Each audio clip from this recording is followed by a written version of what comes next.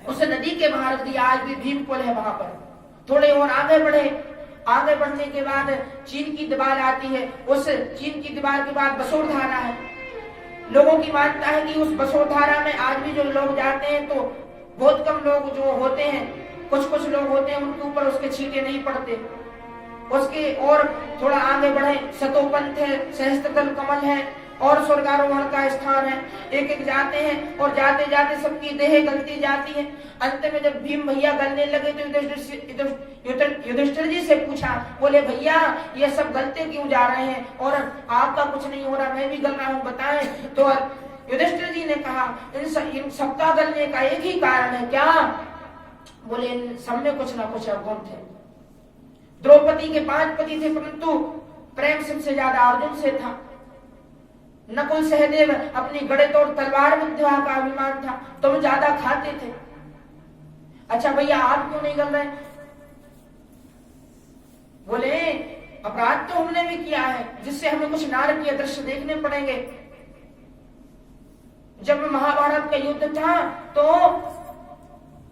गुरुदेव का वध नहीं हो रहा था, तो बड़ा प्रेम करते थे गुरुजी अपने पुत्र से। तो भगवान ने कहा कि के तो अश्वत्थामा है तो मारा गया, तो भगवान ने तो कहा था अश्वत्थामा मारा गया। अब ये कहने लगे नरोबा कुंजरोबा कहने के बाद में, तो महाराज युधिष्ठिर जी को भी नारी के दृश्य देखने पड़े। बंधुओं ध्यान दें कि एक झूठ बोलने से युधिष्ठिर स्वयं धर्मराज उनको नरक में जाना पड़ा, तो आप और हमारी क्या गति होगी?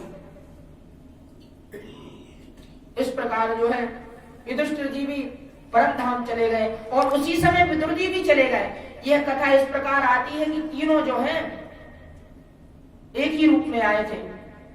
महाराज कथा और विस्तार के रूप में जाएगी, इसीलिए समास विधि से हम कथा को पुनः एक बार सभी को मैं सूचित कर देता हूं कि समास विधि से श्रवण कर रहे हैं, इसलिए युधिष्ठिर जी भी स्वर्गारोहण को चले गए।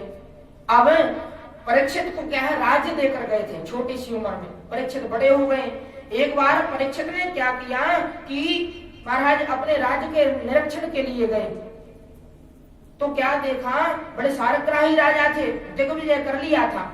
दिग्विजय करने के बाद में योग कर लेकर सभी राजाओं को छोड़ दिया। अपने प्रजा के निरीक्षण के लिए गए तो क्या देखा, एक काला काला पुरुष, एक गौ माता खड़ी है और एक बैल एक पैर से खड़ा हुआ है। गौ माता रुदन कर रही है, गौ माता बैल से कह रही है कि महाराज आपके जो 3 पैर थे वह टूट गए हैं। सत्य सोच दया दान, वह धर्म रूपी बैल था और पृथ्वी रूपी गौ माता थी।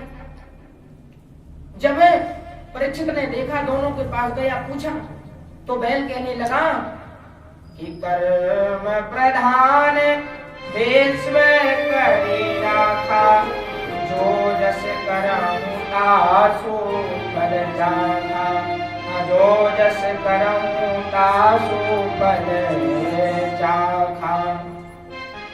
पूछा महाराज आपको इस प्रकार की है जो प्रेरणा दे रहा, प्रताड़ित कर रही है, कौन है? मैं इसे दंड दूंगा, मेरे राज्य में ऐसी हिंसा हो रही है, मैं राजा हूँ, परीक्षित हूँ, बताओ आप। तो धर्म ने कहा कि भैया कोई किसी को कष्ट नहीं देता, सब अपने अपने कर्म से जो है कष्ट प्राप्त करते हैं। ओहो, ये तो कोई और नहीं स्वयं धर्मदेव है। महाराज इस प्रकार देखा तो कलयुग को मारने के लिए परीक्षित गए, तो कलयुग दीन वत्सरणम गतः, हाथ जोड़कर चरणों में आ गया, महाराज मैं क्या करूं, आप ही बताओ, आपकी आज्ञा मानूंगा। बोले मेरे राज्य को छोड़कर चला जा। कलयुग कहने लगा महाराज राज्य को छोड़कर तो चला जाऊं, परंतु आप तो सारथी राजा हो, सारी पृथ्वी के राजा हो, इस पृथ्वी को छोड़कर कहां जाऊं? और पांडवों ने कह के गए थे कि शरण में शत्रु भी आ जाए तो उसे शरणागति देना, ठीक है। अब परीक्षित ने क्या किया कि इसको द्यूतम पानम स्त्रिया सोना यत्र धर्माश्चतुर्विधा, बोले ठीक है हम तुम्हें माफ किए देते हैं, और इस प्रकार याचना करने पर कलयुग की 4 जगह दे दी। दूध कीड़ा अर्थात जहाँ पर जुआ खेले जाते हो, मदरा पान होता हो और हिंसा होती हो, लंपट पुरुष जहाँ पर रहते हो वहां पर वास करो। कलयुग ने कहा प्रभु आपने मुझे इन मेरे दुर्गुणों को देख करके 4